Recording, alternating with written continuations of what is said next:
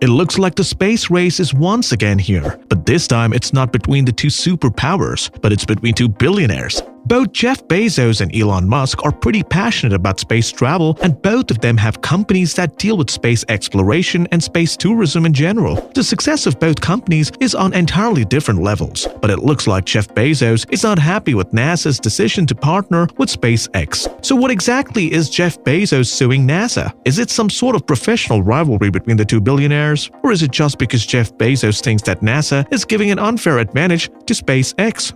To understand the situation, we will need to look at what the NASA's contract is all about. NASA is looking forward to landing the first woman and the first person of color on the moon using innovative technologies and strategic partnerships to explore the mysteries of the lunar surface with their Artemis mission. This is made possible by collaborating with private companies so that NASA can continue with their scientific discovery along with economic benefits, at the same time inspiring a new generation of explorers with the Artemis mission. This will also help NASA to maintain its position as a leader in space exploration, and exploring deep space will benefit every one of us in the long term, considering the fact that so many of NASA's innovative technologies that were developed for space missions are used in our day-to-day life, which is a topic for another video. The Artemis project will be done in 3 phases: Artemis 1, Artemis 2, and the Artemis 3. The Artemis program at present is designated to land humans on the moon as early as 2024, and the long-term focus with this mission will be to reach Mars and other planets. NASA would be partnering with commercial companies to build a lunar landing system that would eventually dock with the Gateway. Now, for those of you who don't know what a gateway is, the Lunar Gateway is a small space station in the lunar orbit that would function as a fuel and supply depot and will also be a waypoint for missions to and from the lunar surface. For the initial moon landing, that will be taking place in 2024. This gateway need not be operational, but NASA is asking commercial companies like SpaceX to provide a gateway for cargo, transportation, cell service similar to what is done in the International Space Station. But you might have the question, have we already been on the lunar surface before? So what exactly is different today? Well, NASA put the first humans on the moon way back in 1969 as a part of the Apollo missions, and there were several follow-up launches that resulted in a crewed lunar surface exploration. But the way how the Artemis mission will stand apart from the Apollo mission is that it will be encouraging longer stays on the lunar surface with a goal to build a lunar base, much like the International Space Station, with a gateway that will facilitate longer stays on the lunar surface for scientific exploration. Yes, humans have been on the lunar surface before, and we also have enough surface samples from the lunar surface. Still, the end goal of the Artemis mission is to prepare humans for deep space travel and longer stays on other planets apart from our own Earth. So NASA is looking forward to using the Artemis project as the first step for space exploration beyond Earth and the Moon. This is done by developing new technologies that could even help NASA send astronauts to Mars for the first time.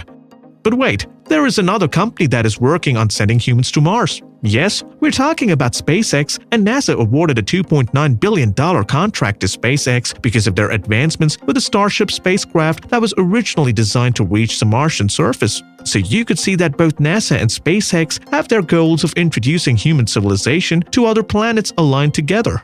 The SpaceX Starship is a heavy-lift rocket that is currently being developed by SpaceX, and the full rocket will consist of 2 pieces, which will include a 230-foot-tall booster rocket called a Super Heavy and the 165-foot-tall upper stage called a Starship. The goal is to build a rocket that can launch and can land itself. The company's own Falcon 9 rocket that NASA uses to take astronauts to the International Space Station already has a booster stage that can achieve this feat, allowing it to be reused. During the missions to the Moon, you could expect the Super Heavy booster to help launch the Starship off the Earth, and on its way to the lunar orbit, this upper part of the rocket will wait to ferry astronauts to the lunar surface using its own engines. SpaceX has launched several prototypes so far, and the company is still working on improving the spacecraft. So now you do know a lot about what SpaceX and NASA are doing with Artemis project. But why is Jeff Bezos upset about this decision of NASA? Before we talk about it, consider subscribing to our channel for more content like this and turn on post notifications to get updated about all our future uploads. Now, the lunar program was announced way back in 2017 under the Trump administration, and even the current Biden administration has voiced support for the program. SpaceX was just one among the 3 teams that were competing for NASA's contract. Jeff Bezos' Blue Origins and Dynetics were the other 2 competitors for the contract. When NASA just decided to choose SpaceX for the lunar mission, industry experts and even Jeff Bezos himself were quite confused with NASA's decision of choosing only a single company instead of two, because NASA usually selects contractors in pairs so that they have backup options for a spacecraft even if one contractor fails to deliver what NASA requires. Jeff Bezos was not happy about NASA's breaking their tradition. So just 2 weeks after SpaceX was awarded the contract, Blue Origin filed a protest with the Government Accountability Office, arguing that NASA should have cancelled or changed the terms of the program when it learned that it wouldn't have enough money to fund 2 separate contracts. Blue Origin also alleged that NASA unfairly negotiated the terms of SpaceX's proposal before making the award without giving similar opportunities for both Blue Origin and Dynetics. But the Government Accountability Office sided with NASA over its decision to pick a single lunar lander, and that too from SpaceX. NASA officials are reviewing the details of the case. The lawsuit also prevented SpaceX from starting its contract for 95 days, and it looks like there will be more delays because of Blue Origin's lawsuit that will force SpaceX to pause the contract. And let's say if the judge grants Blue Origin's request to pause SpaceX's contract from NASA, this would affect the timelines of NASA's Artemis program. Now, the reason for selecting just SpaceX to build NASA's first human lander ever since 1972 is because Congress funded roughly a quarter of what NASA's requested for the program. NASA did not feel like asking Blue Origin to lower its price for its Blue Moon proposal. Blue Origins clearly know that they don't have the technical expertise when it comes to spaceflight experience, which is why Blue Origins worked on its Blue Moon lunar lander with a national team of established aerospace contractors, which included Lockheed Martin and Northrop Grumman. According to federal data, SpaceX has already received $439 million from NASA to start the work. NASA is extremely confident with what SpaceX can do with the Starship. Unlike other industries, the space industry does not get clients as easily as Jeff Bezos could with Amazon. Being a company that deals with rockets, Blue Origin's customers are most likely the government and the military, and if Blue Origins lose contract with NASA, then it's a missed opportunity for the company to innovate. Choosing a single contractor will also destroy competition in the space exploration sector, and SpaceX will have the monopoly over space exploration missions. And we think Bezos does have a valid argument with his lawsuit against NASA.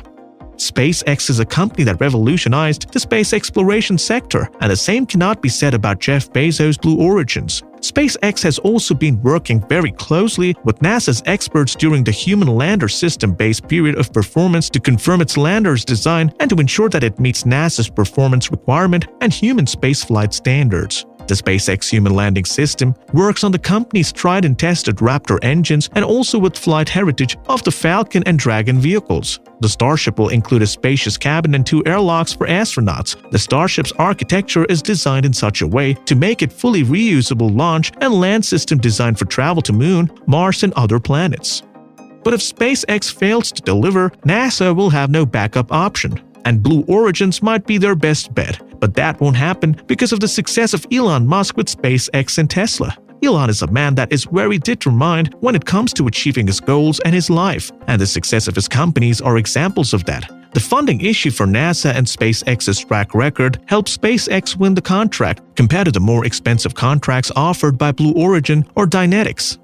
With that, we have come to the end of our video. What do you think about NASA's decision to choose SpaceX for its lunar program instead of Blue Origins? Is NASA trying to kill the competition and establish the monopoly of SpaceX in space tourism? Do let us know in the comment section below, because we would love to hear from you all. Consider subscribing to our channel for more content just like this one. And while you're at it, turn on the post notifications so that you'll never miss out on any of our future uploads. Drop a like for the video if you're excited about space travel. That's about it for today. Catch you all in the next one.